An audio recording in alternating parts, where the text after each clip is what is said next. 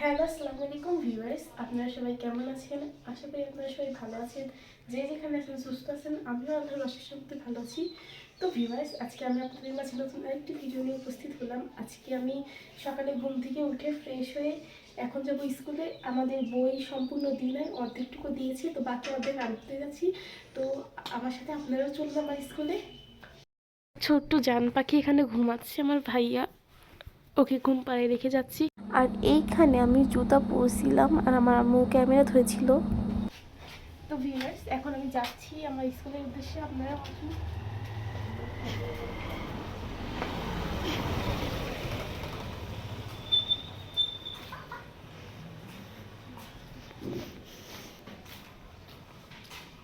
আর এইখানে আমি আমার আম্মুকে বিদায় দিয়ে দিচ্ছিলাম, কিন্তু আমার আম্মু বলল, না চলো আমি তোমাদের আরেকটু আগে দিয়ে আসি।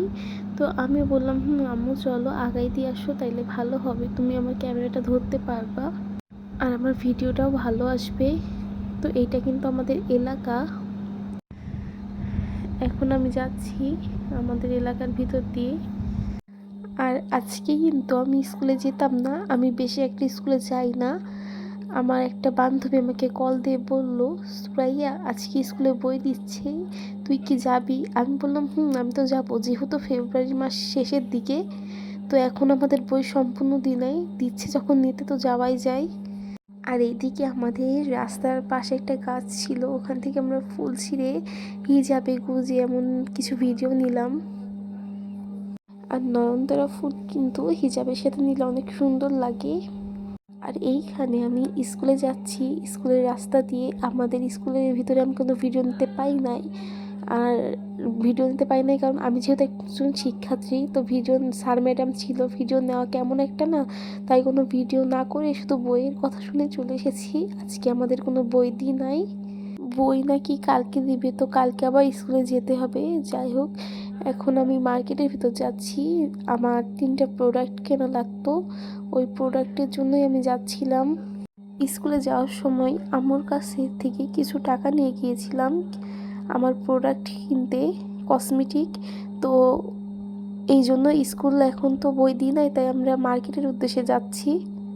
আর আমি যেই প্রোডাক্টের জন্য এই দোকানে গিয়েছিলাম, এখানে সেটা ছিল না, দেখা যাক সামনে কোনো দোকানে পাওয়া যায় কি না।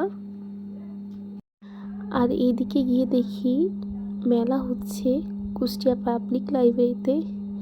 তো একটু মেলার ভিতরে গেলাম। এখন যেহেতু সকাল, তাই অনেকগুলো দোকান বন্ধ ছিল আর কিছু কিছু দোকান খোলা ছিল। বেশি ভিডিও করতে পারি নাই, দোকানের জিনিসপত্র দেখছিলাম, এটা দেখানেই ব্যস্ত ছিলাম। আর মেলাতে কিন্তু অনেক জিনিসের দোকানই বসেছিল, জামা কাপড়, কসমেটিক, তারপর আরও বিভিন্ন জিনিসের দোকান বসেছিল। তো এখন মেলা দেখার পরে বাসার উদ্দেশ্যে রওনা দিচ্ছি, রেলের উপর দিয়ে হেঁটে আসছি। আর রেলের উপর দিয়ে হাঁটতে আমার অনেক ভালো লাগে, তাই রেলের উপর দিয়ে হেঁটে হেঁটে আসছিলাম। আর এই যে এই 3টা প্রোডাক্টের জন্য কিন্তু আমি মার্কেটে গিয়েছিলাম। এই 3টা প্রোডাক্ট আমি ইউজ করি। এখানে সানস্ক্রিন আছে, আর ফেস ওয়াশ, আর ডক্টর রাসেলের সিরাম। এই সানস্ক্রিনটা কিন্তু টোন আপ সানস্ক্রিন, আমার মুখে অনেক ভালো শ্যুট করে। আমার আরও 2টা সানস্ক্রিন আমি মেখেছিলাম, এই 2টা মাখলে আমার মুখ কালো হয়ে যেত, আর এই সানস্ক্রিন মাখলে কিন্তু কালো হয় না। আর এই যে এখানে আছে পাপাইয়া ফেস ওয়াশ, এটাও আমার মুখে অনেক ভালো শ্যুট করে। আমি অনেকগুলো ফেস ওয়াশ ইউজ করেছি, আমার মুখে নিলে মুখে অনেক ব্রণ বের হতো। তারপরে যখন এই যে এই পাপায়া এই ফেস ওয়াশটা ইউজ করছি, আল্লাহর রহমতে এখন আমার মুখে কোনো ব্রণ বের হই নাই। আর এই ভিটামিন সি সিরামটা ইউজ করি, এটাও অনেক ভালো আমার মুখের জন্য, যেহেতু আমার নর্মাল স্কিন। আর আমিও একটু সার্চ করে দেখেছি, নর্মাল স্কিনের জন্য ভিটামিন সি সিরামটা অনেক ভালো। এই ভিটামিন সি সিরাম আমি 2টা মেখেছি, এটা ফুরিয়ে গেলে আবার মাখবো। এদিকে স্কুল থেকে এসে দেখি আম্মু রুটি ভাজি ডিম ভাজি করে রেখেছে, এখন আমি খাবো, যেহেতু স্কুল থেকে এসেছি। আর এখন কয়টা বাজে আম্মু?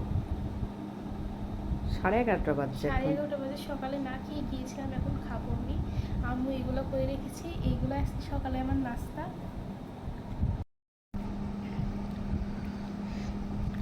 ফুরাই আর ডিম ভাজির মরিচ দেখো, গালে যেন মরিচ যায় না, মরিচ কিন্তু অনেক ঝাল, খেতে পারবা না।